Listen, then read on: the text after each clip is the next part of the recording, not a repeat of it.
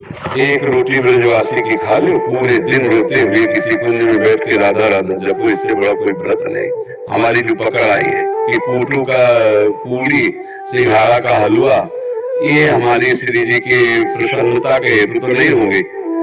श्री जी की प्रसन्नता के हेतु होगा जब हमारे आंसू बहते रहे और श्यामा हाँ प्यारी हाँ लाडली, जैसे भवन में आप वृषभानु की प्रकाशित हुई, ऐसे मेरे हृदय रूपी भवन में प्रकाशित हो। महारानी अब जिया नहीं जा रहा आपके बिना। हमें कुछ ऐसा लगता है कि इसी व्रत से जीव का परम कल्याण होता है। दरबारी को पूछ रहे थे जी, तो इसलिए हाँ, इसमें खास बात यह है कि प्रातःकालीन वेला में तो कुछ न लेना चाहिए, क्योंकि महारानी जी प्रकट होती है और प्रकट होने के बाद महारानी जी का अभिषेक होने के बाद उनका चरणामृत लेने के बाद फिर कोई और नियम धारण करने की जरूरत नहीं। जो प्यारी जी का भोग लगे चक पाओ, जैसे श्री कृष्ण जी का प्रादुर्भाव हो गया तो हम उत्सव मनाते ना, 12 बजे के बाद फिर पंजीरी है, चरणामृत है, सब।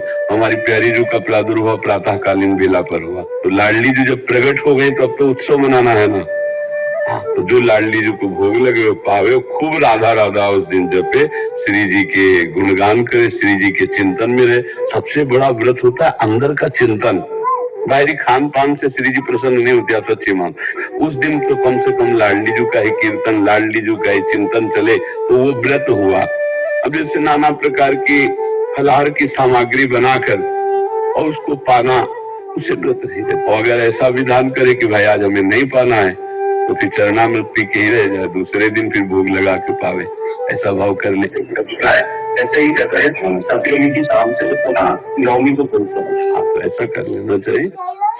राधा स्टोर के व्रत के बाद एक रोटी ब्रजवासी की खा लो, पूरे